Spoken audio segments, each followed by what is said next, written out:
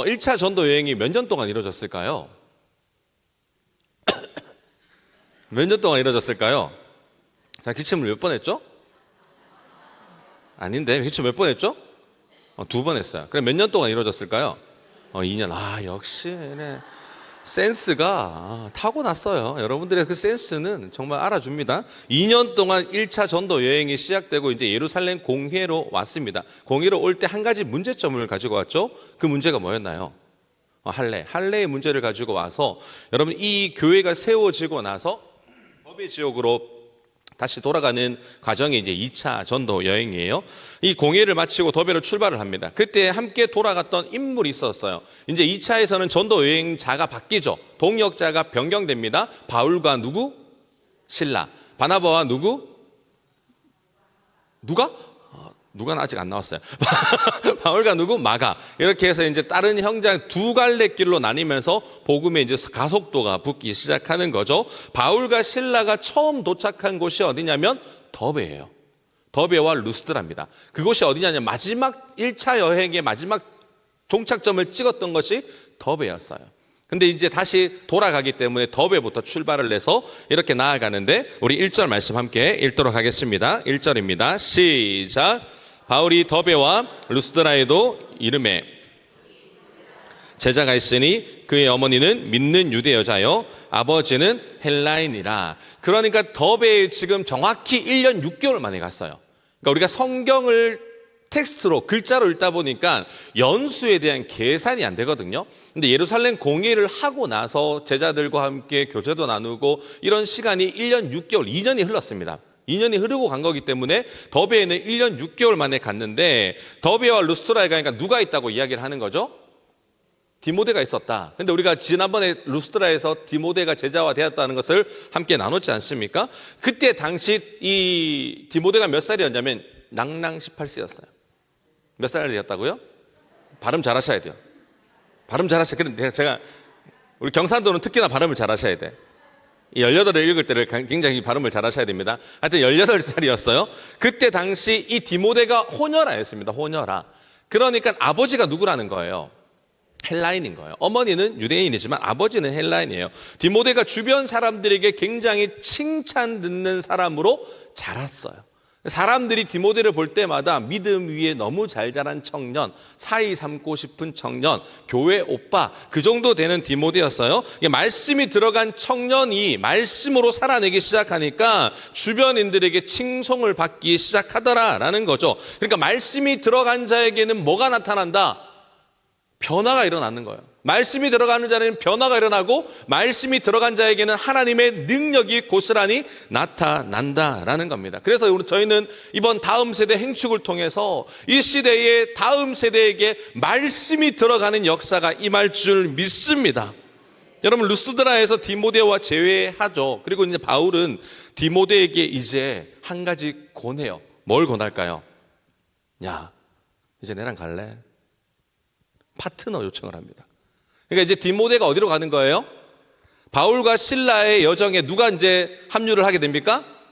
디모데가 이제 2차 전도 여행자로 합류를 하게 되는 그 장면인 거죠. 그래서 이제는 디모데는 건장한 20대의 청년이 되었고요. 20대의 청년으로서 이제는 2차 전도 여행에 뭐가 되는 거예요? 거의 주연급으로 활용하는 그런 제자가 되기 시작하는 그 순간인 거죠. 그러면서 한 가지 제안을 하면서 이 한 가지 전도하기 전에 제안을 한 가지 해요. 뭘 제안을 하냐면 할례를 얘기해요. 그러니까 이 할례. 왜냐하면 이 디모데의 아버지가 헬라인이라는 것을 수많은 사람들이 알았거든요. 그러니까 할례 문제가 혹여나 또 생기면 나 할례 받았어 라고 이야기를 하기 위해서 디모데를 할례를 시킵니다. 그러니까 그런 혼란 자체를 모든 현장 가운데 없애기 위한 방편을 이 바울이 실행을 한 거죠. 그 순간 디모데가 할례를 행했습니다. 그 이유가 뭐였다고요? 아버지가 뭐였으니까? 헬라인이었으니까. 디모데의 주변에 혼혈하는 사실을 모든 걸 알고 있었기 때문에 할례를 통해 외부에서도 모든 것을 차단하기 시작하는 거죠. 그러니까 전도 현장에 방해가 되는 것은 미리 사전에 뭐 해야 된다? 차단해야 된다. 혹은 공격의 대상이 될 수 있는 것을 사전에 차단하는 친밀함이 우리 가운데 있어야 되는 거예요. 전도란 뭘까요, 여러분? 전도란 작은 틈이에요. 이 작은 틈을 파고 들어와서 누가 공격을 하는 거예요? 박춘석이 공격을 할까요? 마귀가 공격을 할까요? 마귀가 공격을 하는 거예요. 작은 틈입니다. 작은 틈. 그러니까 우리 현장 가운데 분열되는 그 작은 틈을 타고 와서 마귀가 그것을 무너뜨리려고 하는 거예요. 그래서 우리는 모든 것을 은혜로 덮으면 되지, 이렇게 이야기하면 된다, 안 된다? 안 된다는 거예요. 모든 것은 은혜로 덮여질 수 없습니다. 없어요. 사람 인생 가운데 여러분 하나님의 은혜가 덮이면 다 해결될 것 같지만 사실 우리가 인간적인 자아가 굉장히 강한 사람들이에요.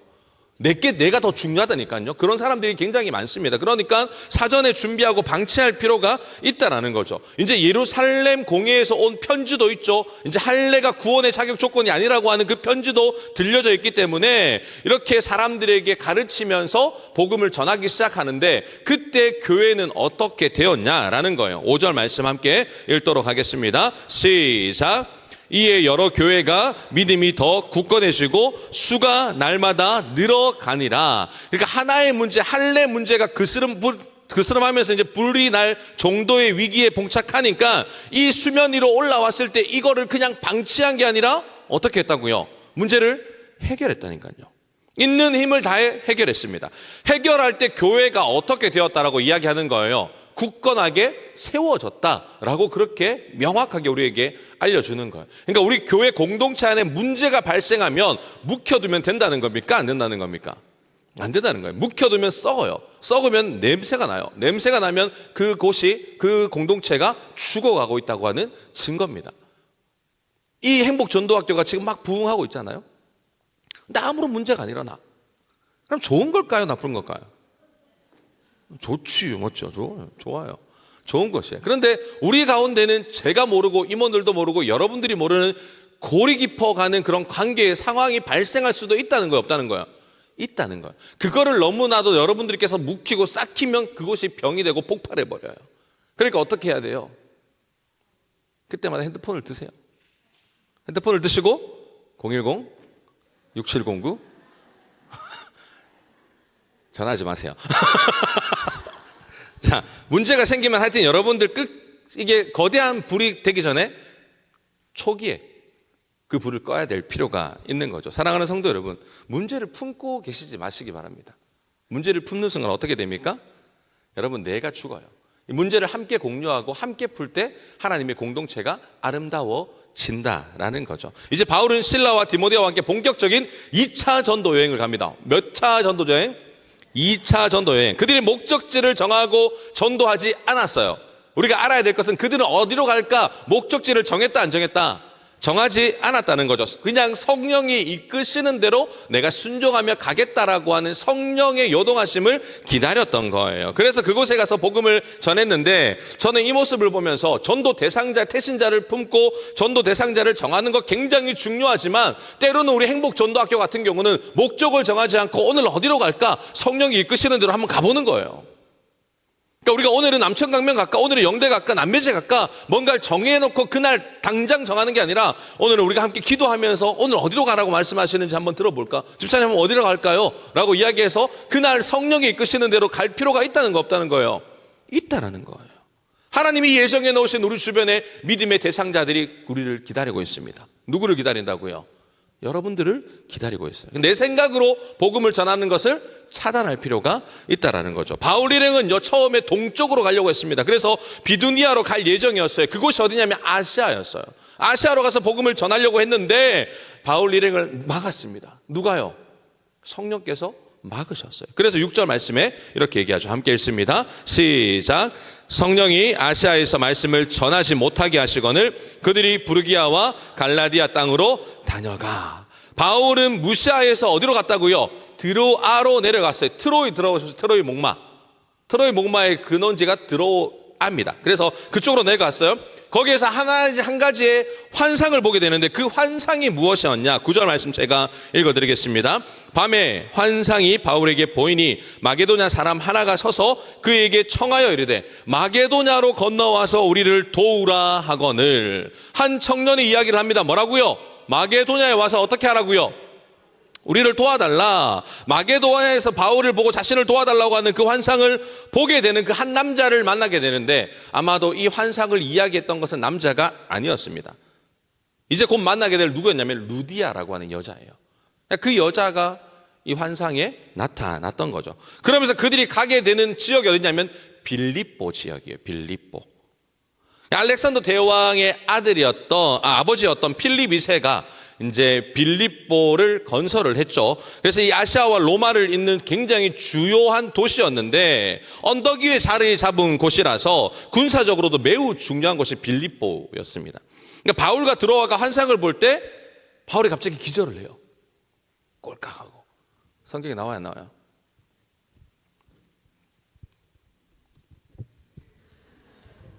왜 갑자기 다들 벙어리가 되셨을까?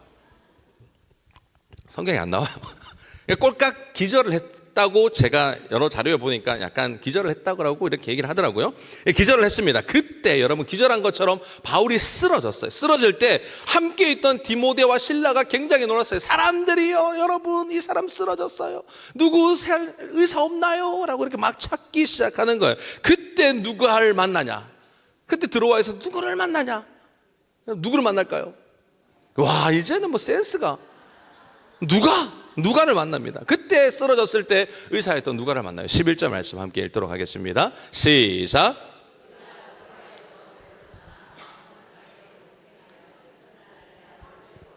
자, 보세요. 목사님 누가가 안 나오는데 무슨 누가를 만났다고 뻥치는 거예요 라고 여러분들이 이야기할 수 있겠지만, 여러분 바울은 들어와서 새로운 동역자를 만났는데 그의 이름이 누구라고요?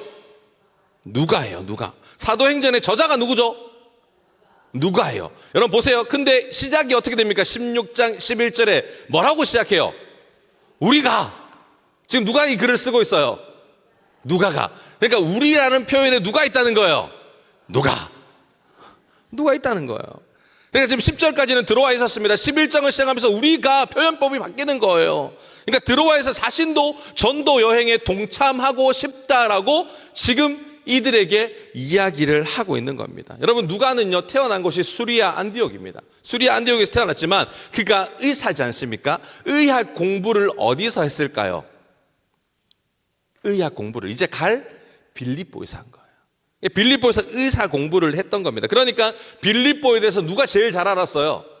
누가가 굉장히 잘 알고 있었습니다. 그래서 이제 그렇게 하여 어떤 팀이 탄생하느냐?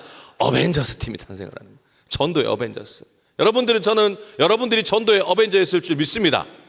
한 사람은 북치고, 한 사람은 기타 치고, 이거 악기 뭐죠? 이거 흔드는 거는? 흔들고, 떡떡떡 치고, 누구를 찬양하고, 각자의 역할 분배를 통해서 하나님의 하나의 그림이 완성되며 하나님의 복음을 전하는 전도자가 될 수 있는 거죠. 그래서 귀한 동력자들을 만나더라. 그러니까 복음을 전할 때 반드시 하나님이 붙여주는 게 나 홀로가 아니라 동력자를 만나요. 여러분들이 기도할 때 늘 언제나 우리 교구의 교구 전도대가 많은 동력자들을 만나게 해주십시오라고 여러분들 반드시 뭐 하셔야 된다?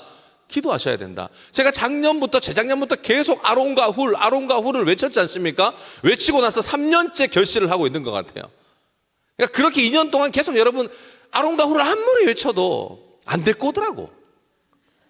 끝까지 나는 모세입니다 목사님 하면서 혼자 오더라고요. 근데 그게 1년이 지나고 2년이 지나고 3년째 뭘 하고 있는 거예요? 결실이 맺혀져서 매주 새 가족이 오고 있습니다. 그러니까 여러분 동력자가 그만큼 소중하고 중요해요. 그래서 여러분 교구가 홀로 몇 명 있는 것과 몇십 명 있는 것은 차이가 다릅니다. 그 파워가 다르다는 거예요. 그래서 우리가 귀한 동력자를 만나는 축복을 저는 각 교구마다 받아 누리시는 은혜가 있기를 간절히 소망합니다. 그래서 믿음의 축복이 되는 이유, 우리 이 만남이 축복이 되는 이유가 뭐냐면 우리 인생이 되기 때문에 그래요. 누구를 만나냐에 따라서 여러분들의 달려가야 될 그 방향의 기로에서 선택지가 달라지기 때문이죠. 여러분 길흉화복이라고 하죠. 만나면 기가 회복되는 사람이 있고요. 만나면 기가 빨리는 사람이 있어요. 행복전도학교에 오면 기가 회복됩니까? 기가 빨립니까?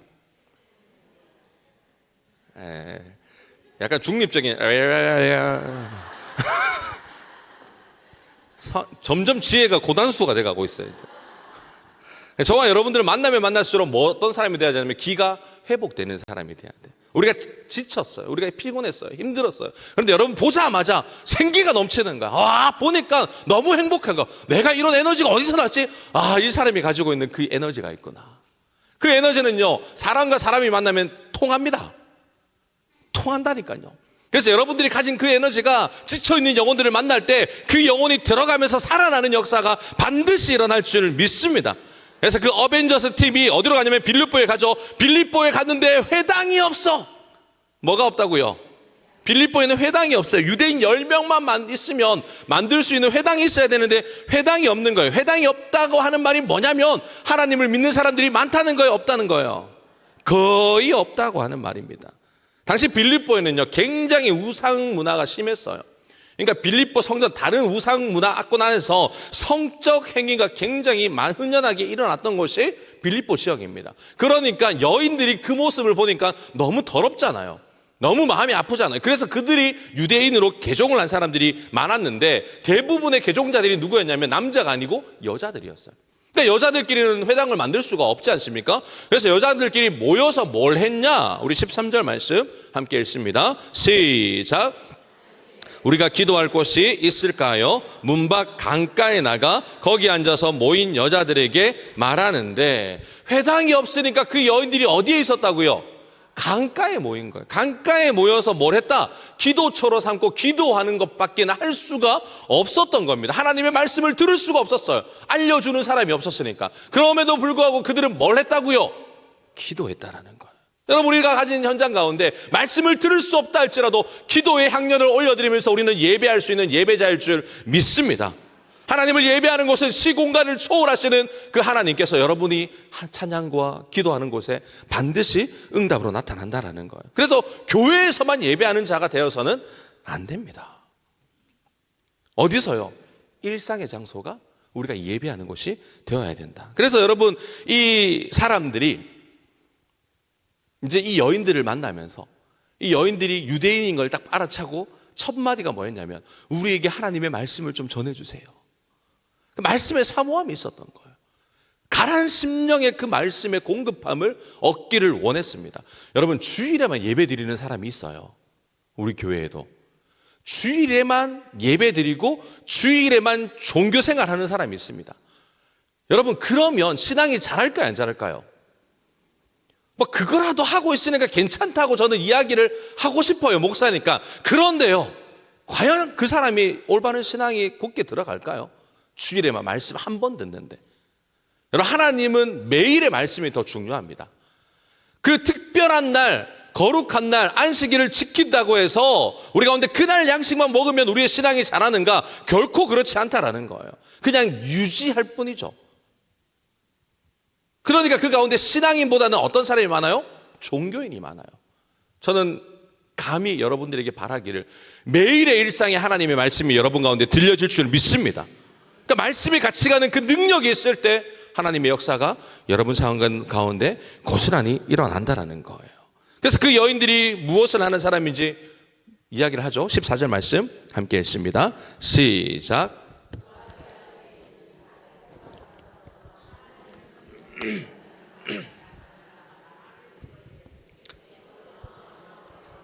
바울의 말을 따르게 하신지라. 자색 옷감 장사하는 여인이 있었어요.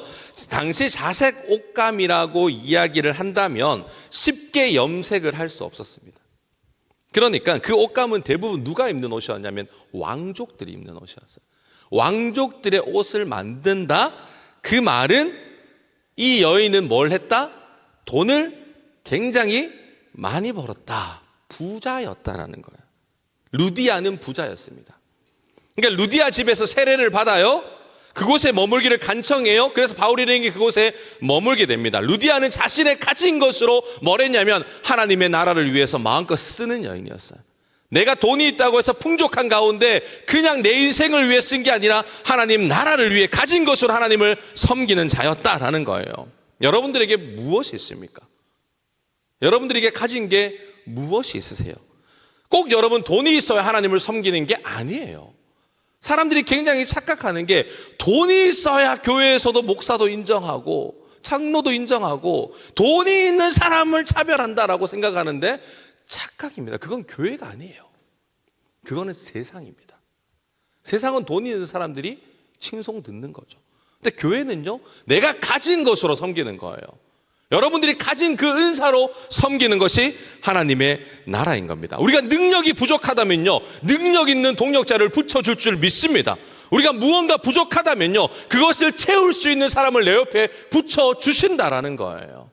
그러니까 우리가 무엇을 가졌느냐, 그것을 하나님 앞에 내어놓을 때 하나님은 그걸 받으시고 동력자들을 붙여주시면서 하나님의 역사가 현장을 통해 이루어진다는 거예요. 그래서 우리가 부족해서 제가 할 수 없어요, 목사님. 이런 사람들은 겸손한 사람들일까요? 잡아달라고 다시 한 번 더 고민하는 사람들일까요? 헷갈린단 말이에요. 지금은 거의 목자가 다 세워지고 다 세워졌잖아요. 교사도 세워지고. 11월만 되면 목사님 말은 되게 밝아요. 제가 부족해서요. 제가 그런 자리 못해요, 목사님. 너무 부족해. 이 말은 도대체 잡아달라는 말입니까? 그냥 냅두라는 말입니까? 상황에 따라 해석하는 방법이 다르겠죠? 내가 뭔가 부족해서 할 수 없습니다라고 하는 것은 굉장히 교만한 거예요. 여러분, 우리 부족한 사람 맞죠? 근데 내가 부족해서 할 수 없다는 말은 내가 할 수 있고 없고를 정한다는 말이에요. 하나님은 내가 부족하지만 내가 하고자 할 때 내게 능력 주셔서 채워주셔서 하나님이 일을 하게 하실 줄 믿습니다. 부족한 자가 강단에 서서 말씀을 전할 때도 내가 능력이 있어서 하는 게 아니라 하나님이 나같이 보잘것없는 사람에게 이 순간만큼은 기름 부어주셔서 말씀을 전하게 하시고 그 말씀이 능력이 되게 하시고 그 말씀으로 우리 성도들이 살아나게 하는 그 역사를 하나님이 하실 거라고 하는 그 믿음인 거죠. 그래서 하나님은 부족함이 없으신 분에게 우리에게 부족함이 없다라고 하는 그 고백을 통해 무엇을 받으시는 하나님입니까? 10편 23편 1절 말씀 함께 읽도록 하겠습니다. 시작. 자, 사랑하는 성도 여러분, 제가 한 번 더 묻겠습니다. 여호와가 여러분들의 목자가 맞습니까? 우리가 양 맞나요? 왜 우리가 부족하다라고 생각하는지 아십니까? 하나님이 목자가 되지 않기 때문에 부족한 거예요. 하나님이 나의 목자라고 고백하고 인정하는 양은요, 부족함이 없다고 고백합니다. 그 이유가 뭐냐면 목자이신 우리 주님께 모든 것을 맡겼기 때문에. 이 양들은요, 고집이 굉장히 세요. 온순한 것 같죠? 더러워요. 여러분, 양들 보셨어요? 저는 깨끗한 양을 본 적이 없다니까요. 굉장히 더럽고 고집스럽고 눈도 안 좋아, 시력도 안 좋으니까 지 마음대로 가요. 그게 인생의 이 땅을 살고 있는 우리예요. 우리 더럽고 추악하고 말 안 듣고 앞 안 보인다고 지 마음대로 가고. 그러니까 이 양에게 필요한 게 목자예요. 목자가 없으면 죽어요. 근데 목자가 있으면 그 양은 삽니다. 왜? 그 목자 인생을 양의 인생을 책임져 주기 때문에. 여러분들이 정말 부족함이 없습니까? 하나님 앞에 부족함이 없다고 고백하는 양일 때 진짜 우리에게 부족함이 없을 줄 믿습니다. 그래서 하나님을 구하고 찾는 여러분들의 인생이 되어지길 간절히 소망합니다. 그래서 빌립보에서 이상한 괴상한 놈을 만나요. 빌립보에서 괴상한 놈을 만납니다. 16절 말씀 함께 읽도록 하겠습니다. 시작. 우리가 기도하는 곳에 가다가 점치는 귀신 들린 여종 하나를 만나니 점으로 그 주인들에게 큰 이익을 주는 자라. 누구를 만났다고요? 어디를 가다가? 기도하는 곳에 가다가 점치는 여자 귀신 들린 자를 만났는데 어쩌면 불쌍한 여인이에요. 자신의 삶이 없잖아요. 귀신 들린 여인이에요. 귀신 들려서 자신의 삶을 잃어버린 여인이었다니까요. 그런 불쌍한 여인을 이용해서 누가요? 다른 사람들은 사업 수단으로 삼고 상점을 차리고 점치면서 돈을 벌고 있었던 사람들이 가득했다라고 얘기합니다. 그러니까 사람은요, 남의 불행을 가지고 어떻게 해요? 자기 이득을 챙기기 위해서 정말 세상적인 사람들은 그런 눈으로 바라보고 사업 수단으로 삼더라라는 거예요. 귀신 들린 사람이 바울 일행을 계속 따라다녀요. 계속 따라다닙니다. 왜 따라다녔을까요? 좋아서? 치료받으려고? 우리 17절 18절 읽도록 하겠습니다. 시작.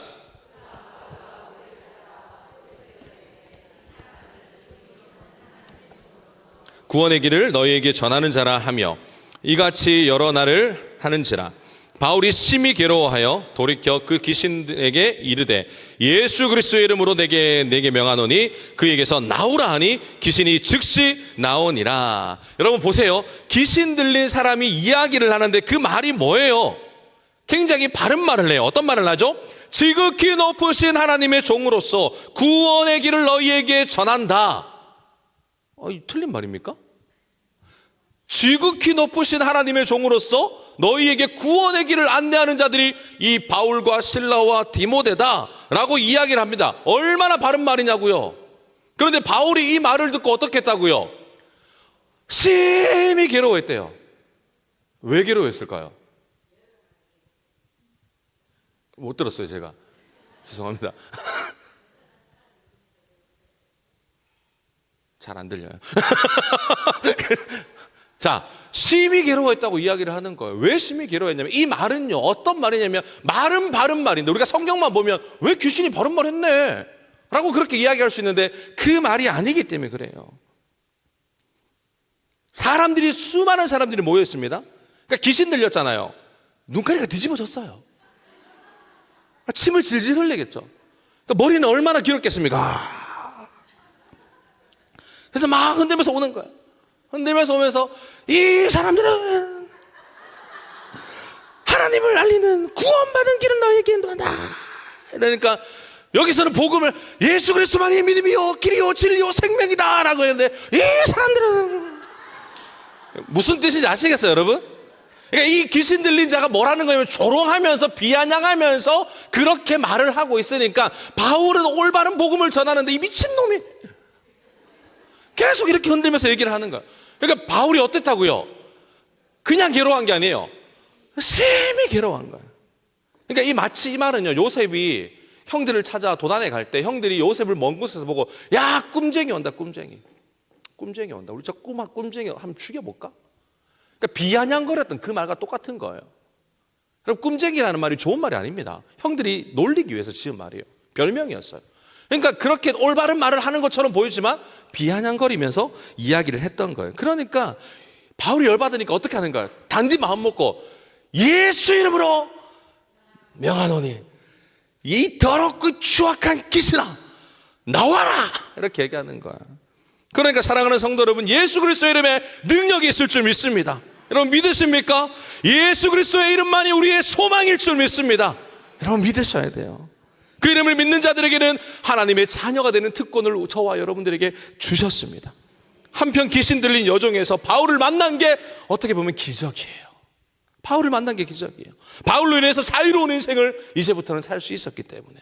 그러므로 우리 태신자들이 저와 여러분들을 만나는 것이 기적이 될 줄 믿습니다. 억압 가운데 미친 채 하면서 살아가지만 우리를 만나는 그 순간 모든 악의 영은 떠나가고 예수 그리스도의 영이 그 속에 들어가면서 그 사람 인생 가운데 수지맞은 인생이 될 줄 믿습니다. 우리가 그 윤활유 역할을 하는 거예요. 귀신이 빠져나갔어요. 그랬더니 귀신의 능력이 사라졌죠. 이제는 더 이상 점을 칠 수 없었습니다. 누가 화났을까요? 이제는 누가 열받았을까요? 주인. 이 여인을 가지고 돈벌이 했던 그 사람들이 굉장히 분노했죠. 더 이상 자신의 돈벌이가 안 되니까 이 바울을 만나는 것은 그들에게 슬픈 소식이었어요. 복된 소식이 아니었다는 거예요. 그래서 여러분 이 사람들을 신고합니다. 112에. 그래서 어떻게 됩니까? 20절과 21절 말씀 함께 읽도록 합니다. 시작. 데리고 가서 말하되 이 사람들이 유대인인데 우리 성을 심히 요란하게 하여 로마인 우리가 받지도 못하고 행하지도 못할 풍속을 전한다 하거늘. 그러니까 듣도 보도 못한 이야기를 우리에게 계속적으로 전한다. 그래서 바울 일행을 유대인이기 때문에 로마 형벌을 가해야 된다. 그래서 로마 형벌의 채찍을 두드려 맞아요. 그런데 여러분 로마 형벌의 채찍은요, 로마 시민권자에게는 절대 하면 안 됩니다. 할 수가 없었던 형벌이었어요. 그런데 바울과 실라가 뭘 가졌죠? 로마 시민권을 가지고 있었어요. 몰랐던 거죠. 유대인이었던 것만 알았던 겁니다. 모르고 나서 그렇게 때리고 나는 거예요. 사랑하는 성도 여러분, 귀신을 쫓았어요. 기적입니다. 한 영혼을 억압으로부터 자유롭게 했다니까요. 귀신 들린 여종은 그 기적을 보고 바울이 전한 복음을 듣고 예수를 영접했을 겁니다. 왜냐하면 성경에 나왔던 수많은 그 귀신 들렸던 사람들이 예수님이 고쳐주시고 나서 예수님의 제자가 되었던 것처럼 말 그대로 기적이죠. 그런 기적을 펼친 바울에게 맞이해야 될 결과가 뭐냐는 거예요.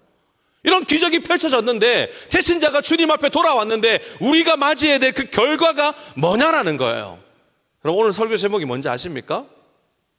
기적이 고난이 될 때 당신은 어디에 서 있었는가? 그럼 기적이 고난이 될 때 저와 여러분들은 어디에 서 있는가라는 거예요. 그들은 처한 환경이 뭐였냐면 감옥행이었어요. 복음을 전하고 한 영혼을 구원했는데 그들이 맞이해야 될 결과는 감옥이었다니까요. 그냥 감옥이 아닙니다. 로마의 채찍을 맞았죠. 동시에 발에는 착고를 치고 옷은 찢겨졌고 말할 수 없는 그 비극의 현상 가운데 그들은 감옥 안에 들어가야만 했습니다. 그런데 그런 상황 속에서 그들이 뭘 했냐고요? 뭘 했습니까? 25절 말씀 함께 읽도록 하겠습니다. 시작. 기도하고 하나님을 찬송하며 제수들이 듣더라. 여러분, 제가 이 장면을 묵상하는데 이게 될까? 이게 과연 되는 거야? 진지하게 고민이 되더라고요. 우리 삶 가운데 하나님의 은혜가 부어져서 너무나도 행복해야 되는데 이 문제가 해결됐는데 돌아서자마자 더 큰 난제의 문제가 팍 앞에 가로막을 때 우리가 과연 그 속에서 하나님을 찬양합니까? 하나님을 원망합니까?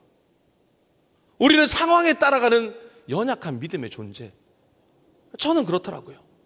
믿음으로 돌파해야지라고 이야기하지만 상황이 직면하면 그 상황 때문에 걸려 넘어지는 인생이 제 인생이라는 거예요. 이들이 뭘 했다고요? 감옥에서 하나님을 찬양했습니다. 여호와는 나의 목자시니 내게 부족함이 없으리로다. 기도와 찬양 소리를 누가 들었냐면 하나님이 들으셨어요. 그리고 그곳에 잡혀온 모든 제수들이 다 이들의 찬양을 들었다. 들으면서요, 어떤 표현하던 작가는 그렇게 얘기하더라고요. 많은 사람들이 바울과 실라가 부르는 찬양을 듣고 제수들이 눈물을 흘렸다고. 왜? 너무 은혜로워서. 하나님의 은혜가 그 감옥 가운데도 부어지니까. 믿음의 동역자들이 있는 곳에 그 장소가 감옥이라 할지라도 그곳이 천국으로 바뀌는 역사가 펼쳐지니까. 함께 있었던 자들은 거저받는 은혜, 거저 주시는 하나님의 선물을 그들이 누렸기 때문에. 그래서 하나님의 기적이 펼쳐졌습니다. 어디에서요? 감옥에서. 26절 말씀 함께 읽습니다. 시작. 이에 갑자기 큰 지진이 나서 옥토가 움직이고 문이 곧 다 열리며 모든 사람의 매인 것이 다 벗어진지라. 지진이 일어났어요. 문이 열렸어요. 매인 것이 다 벗겨졌어요.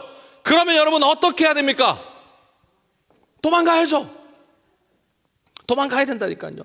그런데 그들은 도망가지 않았습니다. 자신의 삶에 매여있던 제약된 모습이 기도와 찬양으로 해방되었기 때문입니다. 자유가 아니에요. 죄에서 해방되었기 때문이에요. 죄에 대한 용서를 그 모든 제수들이 받았기 때문입니다. 하지만 죄에 대한 형벌을 받아야 됐기 때문에 그들은 죄인에서 해방되었어요. 그러나 그 형벌이 기다리고 있었기 때문에 그들은 도망치지 않았던 거예요. 옥문이 열렸어요. 가야 됨에도 불구하고 안 갑니다. 갑자기 여러분 이 간수장이 일어나요. 깨어요.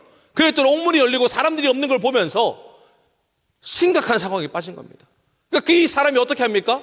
스스로 자결하려고 해요. 왜요? 살아도 죽었거든요. 어차피 이것이 아침에 발각되면 자신은 죽은 목숨인데 자기만 죽는 게 아니라 누구도 죽어야 돼요. 가족들도 죽어야 되니까.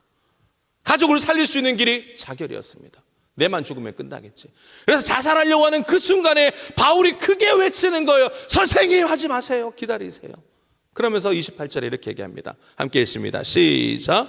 바울이 크게 소리질러 이르되 내 몸을 상하지 말라. 우리가 다 여기 있노라 하니. 바울의 외침의 소리가 간수를 살렸어요. 여러분들이 새벽마다 아침마다 부르짖는 그 외침의 소리가 한 영혼을 살릴 줄 믿습니다. 왜 우리가 아침마다 새벽마다 그렇게 기도를 하면서 목청 터져라 목이 쉬어라 기도합니까? 한 영혼 살릴 수 있는 그 부르짖음이 내 목소리를 통해서라도 한 영혼을 살릴 수 있다면 우리가 이거 정도는 하나님 앞에 간절한 마음으로 호소하기 때문에 바울의 외침의 소리가 컸다라고 얘기해요. 그 감옥행을 다 울렸을 겁니다. 그리고 뭐라고 하는 선생님, 내가 어떻게 해야 구원을 받을 수 있습니까? 그 간수장이 그 소리를 듣고 하는 말이 그거, 내가 어떻게 하면 구원을 받을 수 있습니까? 그러면서 아주 유명한 구절에 나오죠. 31절 함께 읽습니다. 시작. 그리하면 너와 내 집이 구원을 받으리라. 아멘. 사랑하는 성도 여러분, 주 예수를 믿으시기를 간절히 소망합니다. 그리하면 너와 내 집이 어떻게 된다고요? 구원을 받게 될 줄 믿습니다. 그런데 더 중요한 게 있어요. 우리는 이 말씀만 믿고 안전해도 되겠지라고 생각을 하는 거예요. 아닙니다, 여러분. 나만 믿는다고 구원을 받는 게 아니에요. 그럼 어떻게 해야 되냐? 32절이 중요해요. 함께 읽습니다. 시작.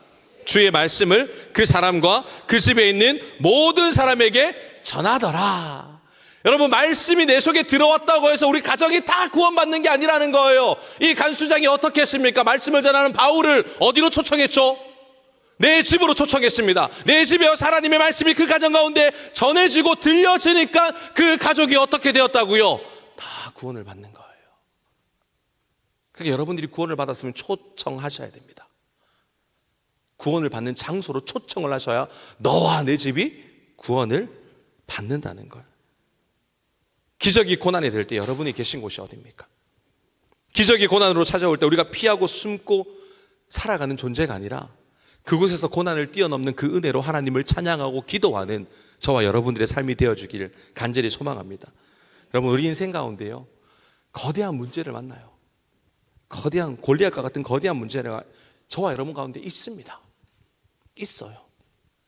문제가 큰 산이 되어서 우리가 어떻게 하지 못하는 그 순간이 살아오면서 몇십 번씩 있습니다. 그때 문제 앞에 우리는요, 솔직히 말씀드리면 기도할 힘조차 없습니다. 너무 큰 고난이 오면요, 기도가 안 돼요. 그럼 여러분 어떻게 해야 될까요? 기도하지 말아야 될까요? 아니요. 그래도 기도하셔야 됩니다. 그래도 기도의 자리로 나가셔야 됩니다. 왜 그러냐면 기도의 자리에서 이제 기여를 변경하셔야 돼요. 지금까지는 하나님 이 거대한 문제를 해결해 주십시오. 그 기도하면요, 튕겨져 나가요. 너무 크다 보니까. 기여를 바꾸는 거예요. 그 문제를 해결하기 위해서 기도하기를 멈추셔야 됩니다.